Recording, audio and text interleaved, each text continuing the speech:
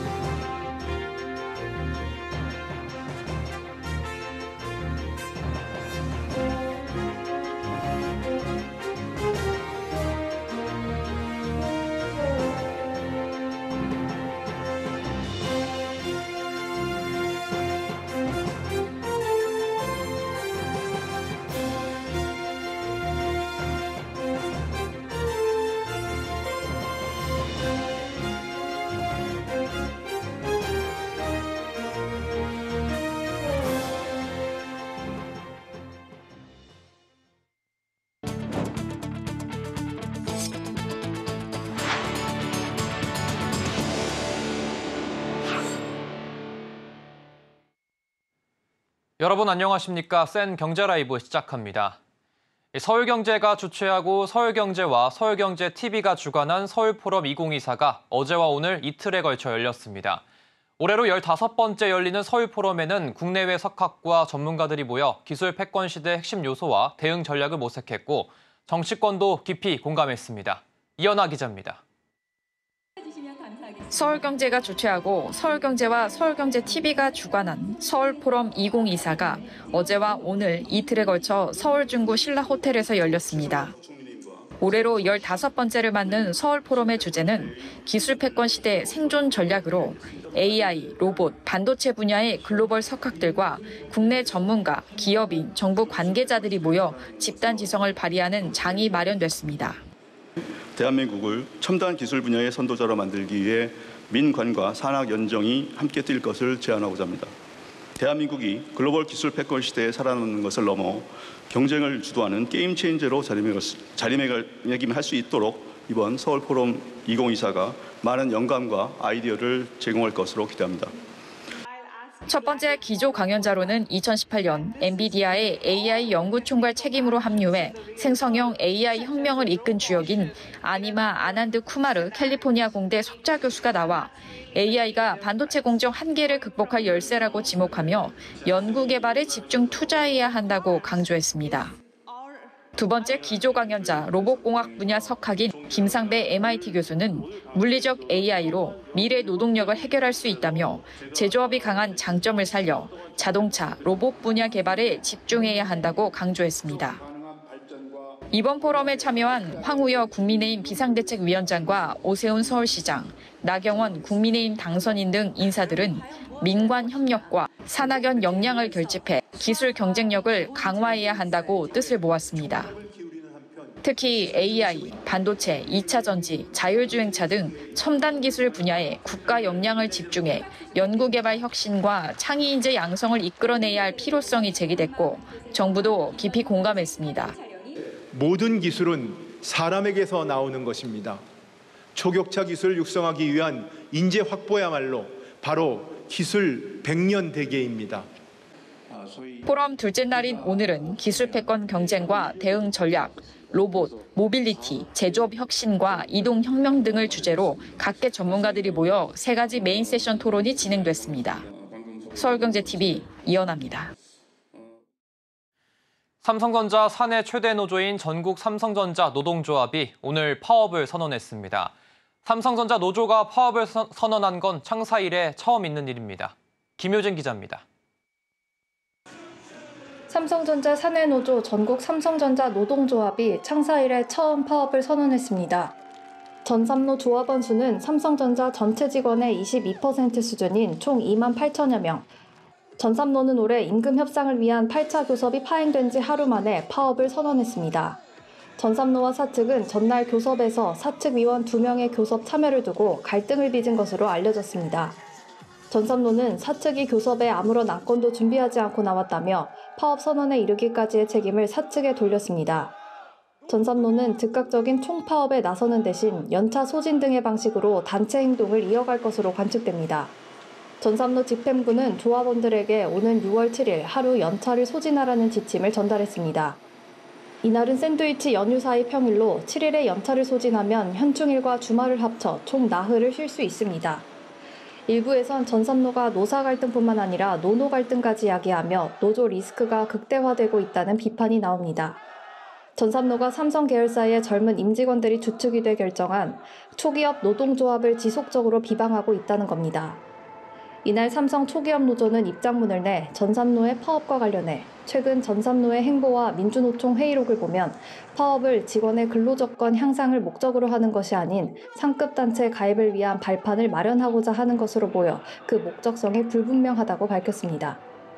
서울경제TV 김유진입니다. 다음 달부터 본격적으로 진행되는 부동산 PF 구조조정을 위한 사업성 평가 관련 기준들이 일부 손질됩니다. 이복현 금융감독원장은 오늘 서울 강남구 건설회관에서 부동산 PF 연착륙을 위한 건설업계와 2차 간담회를 갖고 평가 기준 개편과 관련해 건설업계 의견 일부를 수용해 개편된 기준을 반영할 예정이라고 밝혔습니다. 이는 부동산 PF 사업성 평가 기준이 사업장별 특성을 반영하지 못하고 엄격하다는 건설업계의 반발과 우려를 수용한 것으로 풀이됩니다. 이에 따라 금감원은 부지 매입 기준을 명확히 하고 인허가 취득 전후 경과 시간 산정 방식과 공정률 기준 등을 보완하는 한편 사업의 특수성 인정 사례도 구체화하는 등 보완 작업을 진행한다는 방침입니다. 이복현 원장은 부동산 PF 연착륙 대책이 실효성 있게 작동될 수 있도록 금융권과 건설업계가 상호 손실 분담 등 협력적 자세로 동참해달라고 강조하며 향후에도 PF 부실 정리 재구조화 원칙에 저해되지 않는 수준에서 건설업계와 논의를 이어가겠다고 밝혔습니다. IBK 기업은행이 오늘부터 내일까지 서울 을지로 IBK 파이낸스 타워에서 IBK 창공이 올해 상반기 데모데이를 진행합니다. 올해 데모데이에는 상반기 육성 프로그램의 마무리로 IBK 창공기업의 성과 발표와 투자, 협업을 논의하는 기회를 제공하기 위해 마련됐습니다. 데모데이에는 총 24개 혁신 창업 기업이 IR 피칭에 참여하고 부스 전시를 통해 기업 홍보에 나섭니다. 이번에 새롭게 마련된 대기업과 중견기업 오픈 이노베이션 프로그램은 대웅제약, 롯데건설, 현대차, KT, LS일렉트릭 등과 협업 가능한 기업을 매칭해 시장 검증 기회를 제공과 사업 제휴 가능성까지 모색하는 기회를 제공하는 내용이 담겼습니다. 기업은행 관계자는 이번 데모데이를 통해 많은 참여 기업들이 함께 성장할 수 있는 계기가 되길 바란다고 밝혔습니다. 위스키나 보드카 같은 도수 높은 술에 음료와 과일 등을 섞어 마시는 믹솔로지가 새로운 음주 문화로 자리 잡으며 시중 술집에서 하이볼이 유행한 지 오래인데요. 요즘은 하이볼을 캔에 담은 레디 투 드링크 술, 줄여서 RTD 하이볼로 불리는 제품들도 편의점에서 쉽게 구할 수 있습니다. RTD 하이볼 판매량이 늘어나면서 업체 간 경쟁도 치열한데요. 이 술이 어디까지 진화했는지 이해란 기자가 전합니다. 맥주와 소주, 과거에는 편의점이나 마트 냉장 쇼케이스를 이 술들이 가득 채우곤 했습니다. 그러나 코로나19 이후로 한 잔을 먹어도 맛있게 먹자는 주류 트렌드가 자리 잡으며 하이볼 유행이 2030 세대를 강타했습니다. 하이볼 시장이 커지며 캔만 따면 간편하게 즐길 수 있는 RTD 제품도 계속 늘고 있습니다. RTD는 레디 투 드링크의 앞글자를 딴 용어로 구입해서 바로 마실 수 있는 음료를 뜻합니다. GS25에 따르면 올해 1분기 하이볼 캔 매출액은 전년 동기 대비 497.7% 늘었습니다. 특히 최근에는 주정에 오크칩을 넣어 위스키의 향만 입히기보다는 위스키 원액만을 사용하거나 생과일을 넣는 진짜 하이볼로 RTD 제품이 진화하고 있습니다. 롯데칠성음료는 오늘 100% 스카치 위스키 원액을 베이스로 사용한 하이볼 제품 스카치 하이 2종을 선보인다고 밝혔습니다.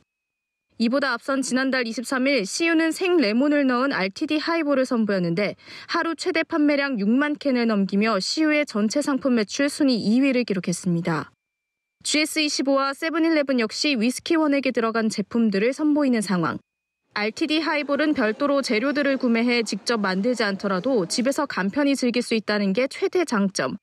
유통업계는 소비자를 잡기 위해 RTD 하이볼 라인업을 강화하며 각축전을 벌이고 있습니다. 서울경제TV 이혜란입니다.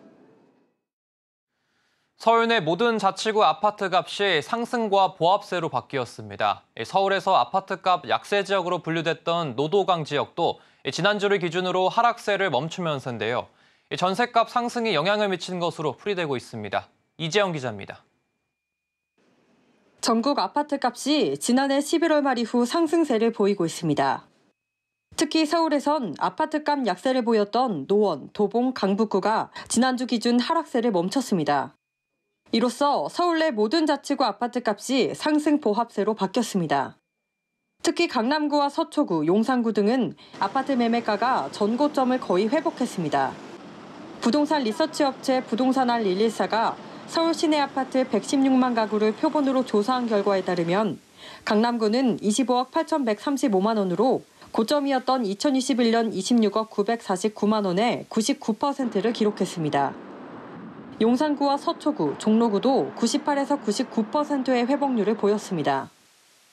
실제 강남구 압구정동 현대 13차 아파트는 지난달 전용 108제곱미터와 105제곱미터가 각각 41억 5천만 원, 43억 4천만 원에 거래됐습니다. 1년 전과 비교해 각각 4억 원, 6억 원가량 오른 겁니다. 가격 상승을 이끈 건 전셋값입니다.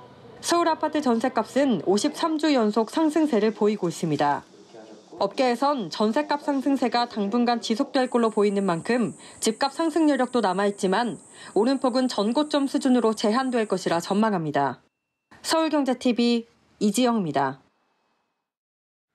일반 은행의 신용카드 대출금 연체율이 3%대로 급증하면서 은행 건전성에 빨간불이 켜졌습니다. 저축은행권 대출 문턱이 높아지면서 카드론으로 급전 수요가 몰린 탓인데요. 가계대출 신용 위험이 카드 사태 당시 수준까지 치솟은 터라 은행들의 신용카드 건전성 관리가 시급한 과제로 떠올랐습니다. 김도화 기자의 보도입니다. 일반은행의 신용카드 대출금 연체율이 10년 만에 가장 높은 수준을 기록했습니다. 올해 들어서는 3%대를 벗어나지 못하고 있습니다. 한국은행 통계에 따르면 지난 2월 말 일반은행의 현금 서비스와 카드론 등 신용카드 대출 연체율은 3.4%. 하루 이상 원금이 연체된 비율이 1년 전인 지난해 2월 말보다 1%포인트 가까이 급증했습니다. 2014년 11월 이후로는 가장 높은 수치입니다. 저축은행 등 이금융권의 대출 문턱이 높아지면서 고금리 카드론으로 급전 수요가 몰린 영향입니다. 실제로 저축은행 여신잔액은 지난 3월 말 101조 3,777억 원으로 1년 전보다 10% 넘게 줄었습니다.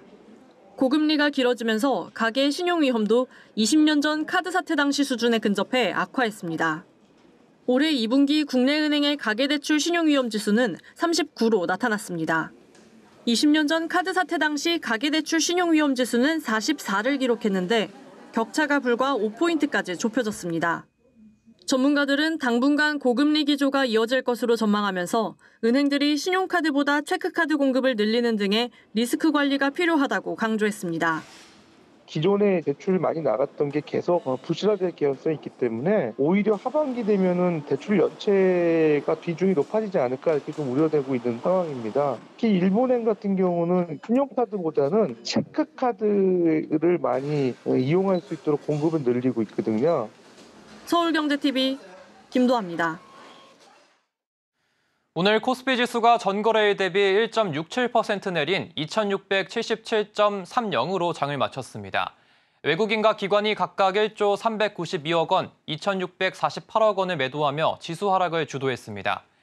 반면 개인은 홀로 1조 2,727억 원을 매수했습니다.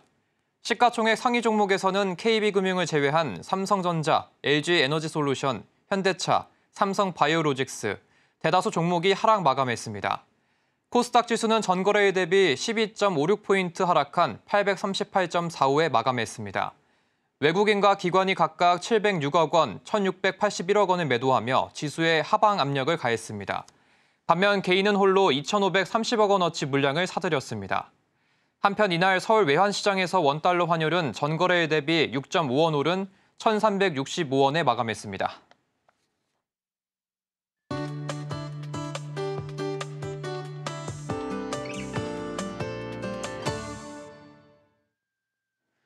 전 세계는 급속히 진행되고 있는 기후변화로 인해 기후재난이 급속히 늘어나고 있는데요. 2024년만 해도 동남아 지역과 남미의 이상폭염, 중국 남부, 두바이, 브라질의 극심한 대홍수 등이 발생했습니다. 그런데 이런 재난은 경제적으로도 큰 피해를 가져올 수밖에 없는데요. 그래서 기후변화로 인한 미래의 경제적 피해가 얼마나 되는지 알아보도록 하겠습니다. 오늘도 K웨더 반기성 센터장 나왔습니다. 안녕하십니까? 네, 안녕하세요. 네. 기후변화로 어느 정도의 피해가 예상이 되고 있습니까, 현재? 포츠담 기후영향연구소는 2024년 4월 17일에 과학저널인 네이처의 맥시밀리언 코치 등이 연구한 기후변화의 경제적 피해라는 논문을 발표를 했어요. 자, 최악의 탄소 배출 시나리오 같은 경우 2050년엔 최대 59조 달러의 경제적인 피해가 발생한다는 겁니다. 이번에 발표된 연구를 보면 오늘부터 우리가 이산화탄소 배출량이 크게 감소한다고 하더라도 세계 경제는 기후변화의 영향으로 인해서 2050년까지 소득이 19% 감소할 것으로 예상된다는 건데요. 이로 인한 경제적 피해는 지구온난화를 2도 이하로 유지하는 데 필요한 비용보다 6배나 크다고 합니다. 포츠담 기후영향연구소의 과학자들은 지난 40년 동안 전 세계 1,600개 이상의 지역에서 얻은 실증적인 데이터를 바탕으로 기후변화가 경제 성장과 지속성에 미치는 미래 영향을 평가를 했는데요. 현재까지 기후변화로 인한 경제적 피해에 대한 향후 26년간의 전 세계적인 예측은 일반적으로 장기간에 걸친 연평균 기온의 국가적인 영향에 초점을 맞추고 있습니다. 연구팀은 경험적인 모델과 최첨단 기후 시뮬레이션을 결합을 했는데요. 중요한 것은 기후 영향이 과거의 경제에 얼마나 지속적으로 영향을 미쳤는지 평가하고 이것을 고려했다는 것이죠. 북미와 유럽을 포함한 대부분의 지역에서 강력한 소득 감소가 예상이 되며 남아시아와 아프리카가 가장 큰 영향을 받는다. 이것은 농업 수확량, 노동 생산성 또는 인프라 같은 경제 성장과 관련된 다양한 측면에 대한 기후변화의 영향으로 인해 발생한다라고 이 논문의 제1저자인 맥시밀리언 코츠는 말하고 있는데요. 이들의 연구에 의하면 기후변화로 인한 경제적 피해는 매년 38조 달러일 것으로 추산되었고요. 2050년에 가면은 최대 59조 달러에 달할 것이라는 겁니다. 이러한 피해는 주로 기온 상승으로 인해 발생을 하지만 호우라든가 가뭄 등의 강수량의 변화로 인해서도 발생을 하는데요. 폭풍이라든가 산불과 같은 다른 극단적인 날씨를 고려한다면 경제적 피해는 더 높아질 수 있다고 보고 있습니다. 네, 말씀 들어보니까 이 기후 변화로 인한 경제적 피해가 엄청난 것 같은데 그렇다면 어느 나라가 이 기후 변화로 인한 경제적 이런 손실이 가장 큽니까? 우리의 분석에 따르면 기후 변화는 향후 25년 이내 전 세계 거의 모든 국가, 독일, 프랑스, 미국과 같은 선진국에서 막대한 경제적 손실을 초래할 것이다라고 연구를 이끄는 과학자 레오니 웬츠는 말하고 있는데요. 연구팀은 이러한 단기적인 피해는 과거 배출의 결과라고 말합니다. 인류는 온실가스 배출량을 과감하고 즉각적으로 줄여야 하며 조금이라도 피해를 줄이려면 더 많은 적응 노력이 필요하다고 주장하고 있죠.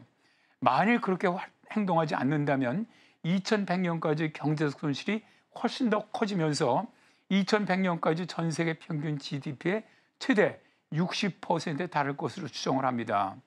이것은 기후변화를 막는 것이 그렇게 하지 않는 것보다 훨씬 돈이 덜 든다고 말하고 있죠. 문제는 이번 연구에는 인간이라든가 생물 다양성 손실과 같은 비경제적 영향을 고려하지 않았다는 겁니다. 이것까지 만일 비용으로 포함을 한다면 우리가 상상한 이상으로 훨씬 더 피해는 커질 것이라고 경고하고 있지요. 연구팀은 가장 피해가 큰 30% 이상의 경제적 손실이 발생할 지역은 남미의 중부 지역, 아프리카의 북부, 아라비아 반도, 파키스탄 등으로 보았고요. 그 다음으로 경제적 피해가 클 것으로 보이는 지역에 미국과 유럽, 인도, 중국, 호주, 한국과 일본을 지목했습니다.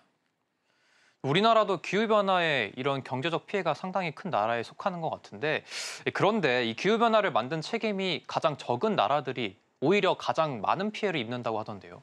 그렇죠. 연구를 갖다 주도했던 포츠담 기후영향연구소의 복자성 과학연구소 책임자이자 연구의 공동 저자죠. 안데르스 레버만은 우리의 연구는 기후 영향에 상당한 불평등이 있음을 발견했다. 우리는 전 세계 거의 모든 지역에서 기후변화의 피해가 발생할 것으로 보지만 특히 열대지방의 국가들은 이미 더 따뜻해져 있기 때문에 가장 큰 피해를 입을 것이다. 이미 더운데 더 많은 온도 상승은 열대 국가에서 가장 많은 경제적인 피해를 줄 것이다. 이처럼 아프리카 등 기후변화에 대한 책임이 가장 적은 국가는 고소득 국가보다 60%, 배출량이 많은 국가보다 40% 더 많은 경제적인 손해를 입을 것으로 예상된다. 이것은 기후변화의 불공정을 보여주는 사례인데 저개발 국가들은 기후변화의 영향에 적응할 수 있는 돈이라든가 자원, 인프라가 가장 적은 나라들이기도 하다라고 말하는데요. 연구원들은 만일 우리가 탄소를 줄이지 않고 현재 그대로 배출하면서 살아간다면 지구는 재앙적인 결과에 맞닥뜨리게 될 것이다 라고 말합니다. 자, 이런 문제를 해결하기 위해서는 우리가 석유라든가 가스, 석탄을 태우는 것을 멈출 때만 안정화될 것이고요. 여기에 더해서 전 지구적으로 재생가능 에너지 시스템으로의 구조적 변화로 가야만 하는데요. 이럴 때 비용을 절감할 수 있고 에너지 안보가 가능해진다는 겁니다. 네, 잘 들었습니다. 지금까지 방기성 K웨더 센터장이셨습니다. 오늘 말씀 감사합니다. 네, 감사합니다.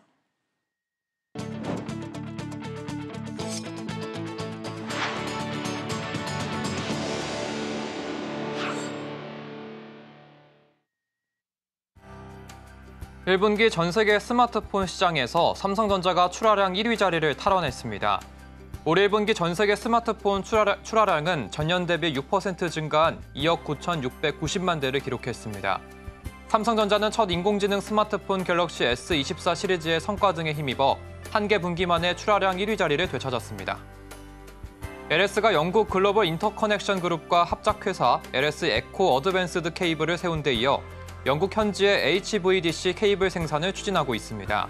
LS는 올해 말까지 설립 인허가를 마치고 2027년 국제 대전력망 기술협의회 인증을 완료해 공장 가동에 들어간다는 계획입니다. 메르세데스 벤츠 코리아가 자사 전기차를 구입하는 고객을 대상으로 전기차 운행, 관리 부담을 덜어주는 EQ 워리프리 패키지 프로그램을 시행합니다.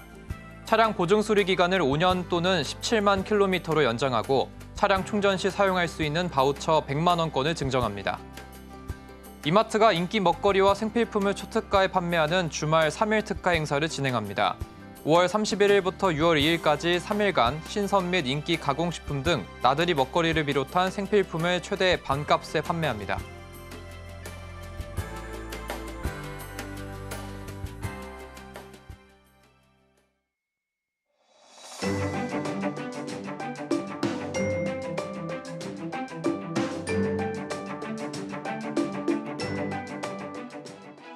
안녕하세요. K웨더 라이프스타일 예보 신지수입니다. 당분간 한낮엔 초여름 더위가 이어집니다. 목요일인 내일 한낮 기온 서울이 27도, 대구가 28도까지 오르면서 오늘과 비슷한 더위를 보이겠습니다. 다만 아침 기온은 계속 20도 이하로 서늘한 만큼 하루 사이 기온 변화에 옷차림 잘하셔야겠습니다. 내일 전국 하늘 구름이 많이 지나겠고요. 낮엔 구름 사이로 볕이 내리쬐면서 자외선 지수 한때 나쁨 단계를 보이겠습니다. 공기질은 전국이 보통 수준으로 깨끗하겠습니다. 다음은 자세한 지역별 날씨입니다. 중부지방 아침 기온 15도 안팎을 보이겠습니다. 낮엔 서울과 청주, 세종이 27도 예상됩니다. 동해안 지방은 속초의 아침 기온 17도, 강릉 19도로 출발해 낮 기온은 속초와 강릉 26도 예상됩니다. 남부지방의 아침 기온은 광주가 17도, 부산 18도 보이겠습니다. 한낮 기온은 광주와 부산 25도 예상됩니다. 바다의 물결은 모두 잔잔하겠고요. 당분간 해상엔 바다 안개가 끼는 곳이 많겠습니다. 금요일인 모레 제주도에 비가 오겠습니다. 주말인 토요일 내륙 곳곳으로 소나기가 지나겠고요. 일요일엔 동해안에 비가 내리겠습니다. 날씨였습니다. 이상으로 센 경제 라이브 마칩니다. 함께해 주신 여러분 고맙습니다.